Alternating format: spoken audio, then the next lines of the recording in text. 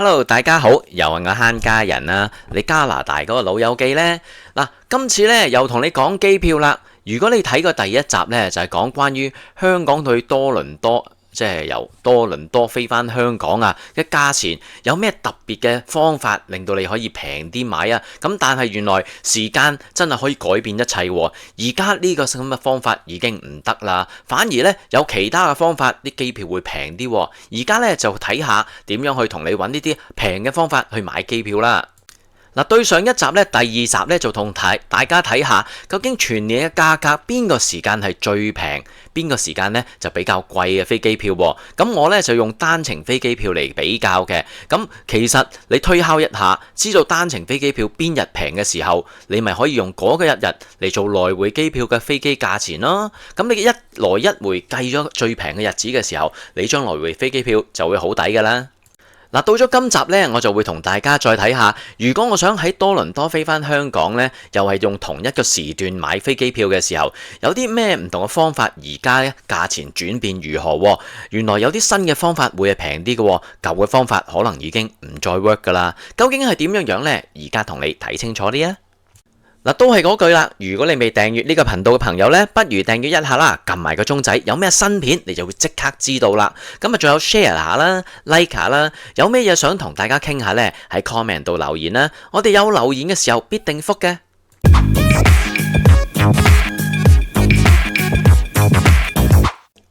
嗱，經過上一次嗰條片之後呢，好多網友呢都提出一個唔同嘅問題喎。點樣先可以再買平啲啊？而家呢個價錢得唔得㗎？咁可能佢哋真係嘗試過好多次嘅方法，上去佢哋網址，上去 Cathay Pacific 嘅網址試啦。咁而家呢，嗰個方法已經唔得咯。同樣去用咁嘅方法買呢，而家已經貴過直航飛機票啦。唔知佢係咪有睇我條片呢？不過唔好理啦，其實有其他方法呢，而家買飛機票呢都有唔同嘅價錢喎，有平咗，亦都有貴咗喎。而家呢，逐個方法同你試下，睇下邊一樣最抵啦。最後尾我哋會有個 summary 呢，就全部解釋晒。如果你係咩情況呢，點樣買會抵啲㗎？嗱，今次呢，我就用同樣嘅日子由多倫多飛返香港喎，喺 Expedia 買或者喺呢個 Cathay Pacific 度買喎。首先呢，我就買直航飛機票先啦，由多倫多飛返香港，時間呢都係揀翻10月嘅2號到10月嘅23號，一個呢只係一個 reference 啦。咁當然可以用其他日子嘅。咁呢個呢，就係我哋今次嘅比較啦。睇得出嚟嘅結果呢，就係直航飛機呢就2659蚊喎，你睇下個價錢。哇，係搭 Cathay Pacific 嘅，係咪同 Cathay Pacific 買直接一樣咁嘅價錢呢？一陣間我哋就可以睇下啦。另外，如果我哋可以揀一個 stop 嘅時候呢，咁又有啲咩揀呢？就係大韓喎，大韓呢係相對地平嘅，1694，其實已經貴咗好多啦。上次我哋1300鬆啲嘅啫。咁如果你搭長榮呢，就2034蚊。咁當然啦，如果我哋可以揀2個 stop 以上嘅呢，你可以試下由飛機可嘅。有啲咩選擇啊？睇下先，1311去邊度啊 ？Multiple airline 哇，去 Munich 啊，去埋德國啊，哇，28個鐘頭飛機啊，你夠唔夠膽試啊？你想唔想去遊下一轉呢？有個朋友呢，就喺德國呢，都試過坐呢個飛機去德國喎，然之後呢，原來德國呢就可以出去機場外面嘅，咁當下旅遊都得嘅喎。有興趣呢，你就另計啦。咁諗下點樣可以做到一個旅行啦，係嘛？去幾個地方添噃。不過呢，今次呢，我哋淨係由呢個多倫多飛返香港，最多去一轉嘅日本嘅啫，咁所以呢，就排除在外啦。今次呢，我哋就搞一個新嘅行程，就係 Multi City 啦。我哋首先由呢個多倫多啦，直飛去東京先。咁飛咗東京呢，我哋去玩1個禮拜先啦。咁我揀嘅日子呢，都係揀翻10月2號啦。咁10月2號我留喺東京留幾耐呢？我留1個禮拜啦，好嘛？咁所以呢，我就第2程呢，就諗住由呢個東京飛翻去香港啦。日子呢，我就要揀係10月2號啦。好啦，轉翻去10月先，10月嘅9號唔係2號，2號到9號呢，留喺東京，跟住呢，就9號飛翻香港。喺香港呢，我哋逗留一段時間啦，逗留幾耐呢？逗留大概到22號啊，不如咁就係喺香港差唔多2個時間啦，飛翻東京，然之後由東京呢就飛翻嚟去呢個多倫多啦。咁我係隔一日啦，23號啦，成個 trip 呢都係同樣嘅。由呢個2號到23號啊，價錢嚟講呢，2808蚊，咁其實呢，比起我直航飛機呢貴咗200蚊㗎吓。嗱，另外有網友亦都提供意見呢，就係話其實呢，買一程嘅來回多倫多、東京，然之後再買多一程嘅來回東京到香港呢，其實抵啲喎。究竟我哋睇下係咪啦？首先由多倫多去東京，我買一程來回飛機票啦。同樣揀翻日子呢，就係10月嘅2號到23號，因為最後我翻嚟噶嘛。咁睇下個價錢係幾多錢先？咁啊，佢慢慢去睇下唔同嘅航空公司啦。Expedia 好處就係佢會搜羅唔同嘅航空公司啦。好啦，睇到Non-stop 嚇，我哋唔好睇個 One Stop 啦。Non-stop 係2079蚊，我哋記住呢個價錢。一陣間咧，我哋再加埋張東京去香港來回飛機票，咁就知道 total 幾錢啦。好啦，跟住呢一程呢，就係由東京飛翻去香港，然之後香港飛翻嚟東京，就攝住咗喺第2程到第3程裡面啦。嗱，東京啦，飛翻香港啦，日期呢，我可以揀係10月嘅2號同23號之間嘅日子。咁我哋就揀咗呢個9號啦，到22號留喺香港差唔多2個星期嘅時間啦，要做我哋嘅探親啊、旅行又好乜都好啦。咁撳咗出嚟呢，睇下個價錢如何啦。咁記住要加埋頭先嗰個嘅旅程嘅喎。嗱，總數呢，我就見到啦，Non-stop 撳一下嘅 Non-stop，咁就計到俾我睇佢嘅價錢幾多啦，就係851蚊啊。下低個 cafe 你都可以揀嘅，咁時間上面呢，睇下你邊個中意啲啦。咁即係話夾埋其實個價錢呢，都唔係話特別抵啫噃。嗱，咁佢哋會話啦，喂，係咪你有人隨口噏當秘笈啊？咁就話你另外分開買平啲。咁其實呢，我當時試過 check 過呢，真係分開買會平啲嘅喎。咁即係話呢，而家呢個機票嘅價錢呢已經轉變咗啦。咁即係機票嘅世界瞬息萬變啊！所以如果你知道點樣買得快平啲嘅飛機票呢，好快啲買啦，唔好諗啊，諗多可能價錢已經唔同咗噶啦。嗱，跟住呢，我哋去 Cathay Pacific 啦，試下買一張直航飛機票啊，由多倫多飛翻香港，而家嘅價錢係幾多錢啦？之前呢就差唔多成2600嘅喎，而家唔知幾多錢呢？撳翻日子啦，揀翻同樣啦，都係10月2號到23號啦。咁啊，等佢 search 啦，記住撳個 search flight 喎。如果唔係呢，你企喺度等佢冇做嘢㗎咋。咁佢都要時間諗下嘅，咁佢都諗得幾快嘅，咁啊眨下眼呢，佢就出嚟噶啦。喂，眨咗好多次咯，仲未出嚟嘅？終於出嚟啦，咁啊仲撈緊喎。好，望到啦，而價錢呢，就2658蚊，價錢嚟講同呢個Expedia 一樣嘅。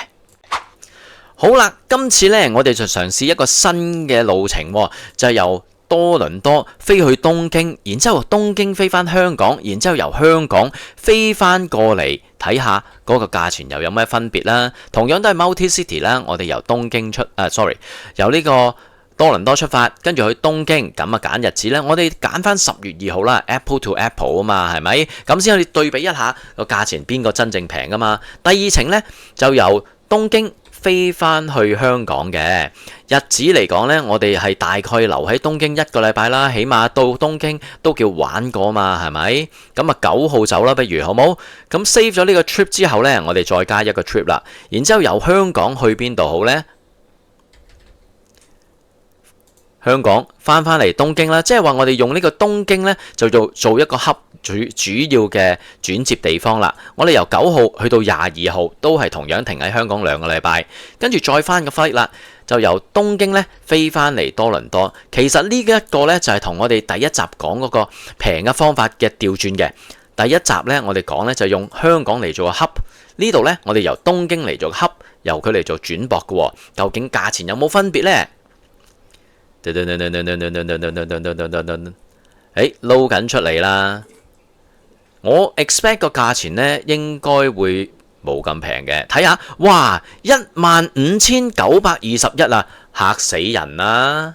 嗱，即係話呢，同樣去咁嘅地方呢，如果你用個日本我嚟做個 hub 呢，就唔係用香港呢，咁呢個價錢就真係貴好多，完全嚇死人嘅。所以你買飛機票呢，真係睇清楚你個路線啊，唔同嘅配搭真係唔同嘅價錢噶。嗱，而家呢，我哋用翻第一集教我哋嘅方法啦，就即係由呢個多倫多飛去香港先，一航直航飛機票啦，嘆咗先啦，然之後再喺香港呢轉接過去日本嘅。咁時間呢，我都係揀翻同樣啦，10月2號咁就出發啦。第一程呢，就飛翻香港先啦。咁香港我哋可以停留一陣啦，然之後呢，我哋就再去日本啦。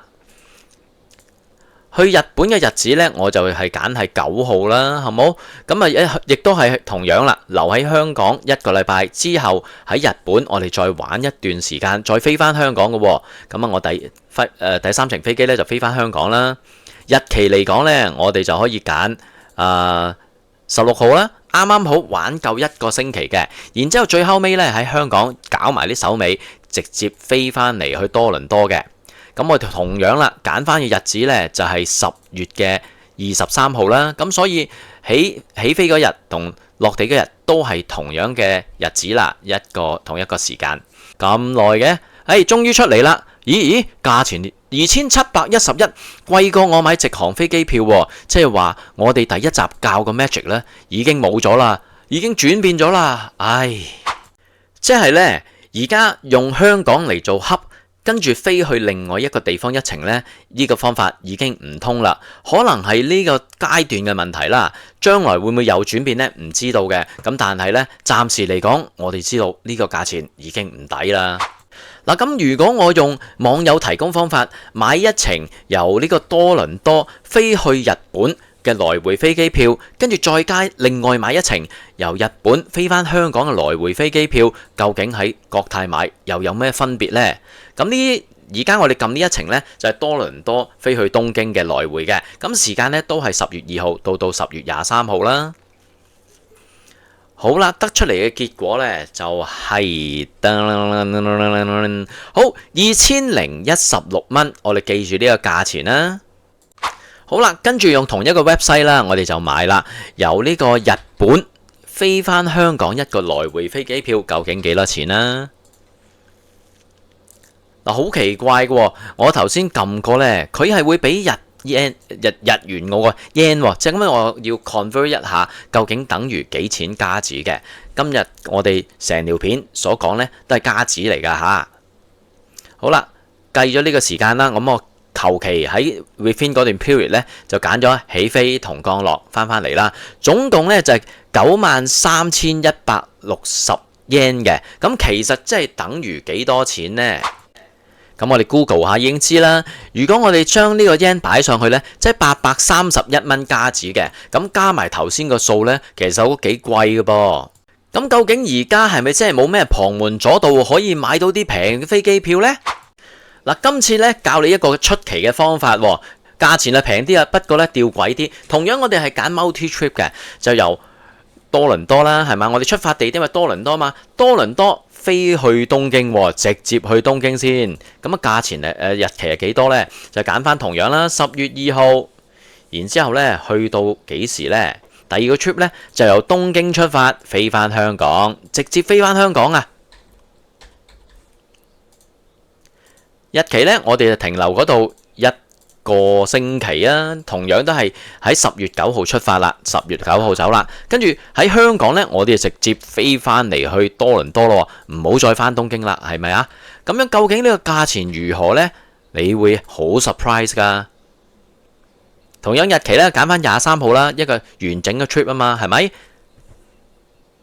價錢出咗嚟啦，2313蚊，你睇住佢唔係 non-stop 嘅，呢個價錢係一個 stop 啊，究竟點解呢？如果要 non-stop 呢，係要2800蚊嘅，咁啊究竟呢一個原機係點樣呢？點解有500蚊 difference 呢？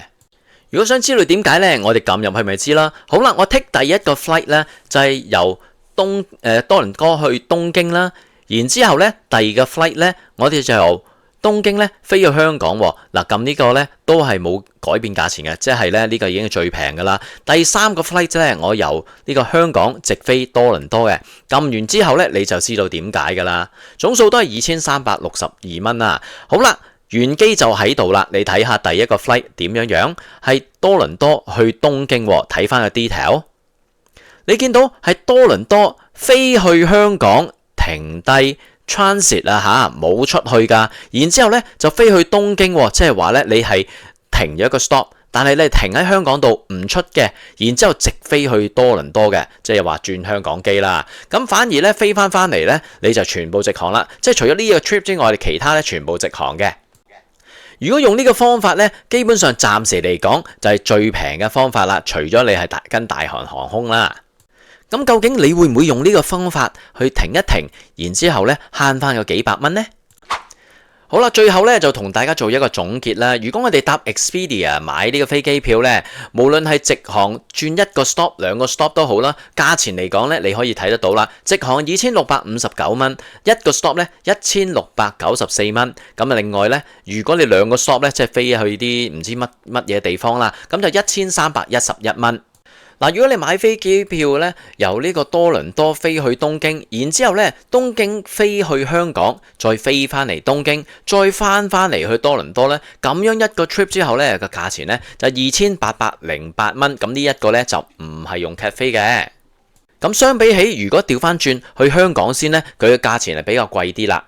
嗱，如果你用我哋上一集第一集教嘅方法咧，即係飛翻香港，然之後香港去東京，翻香港再嚟多倫多咧，價錢咧就係2712蚊，即係話呢個價錢咧已經貴咗啦。嗱，但係如果你想要平又唔怕煩咧，你可以用呢個方法嘅，就由多倫多飛去東京，但係咧停一停香港，咁就喺度轉機，香港轉機飛去呢個東京，然之後喺東京度玩啦，玩一個禮拜之後飛翻香港，喺香港再直飛翻嚟呢個多倫多咧，咁樣咧價錢咧又幾平，2313蚊，咁你會唔會為咗呢啲嘅錢而搭多轉飛機，遊多轉飛機河呢？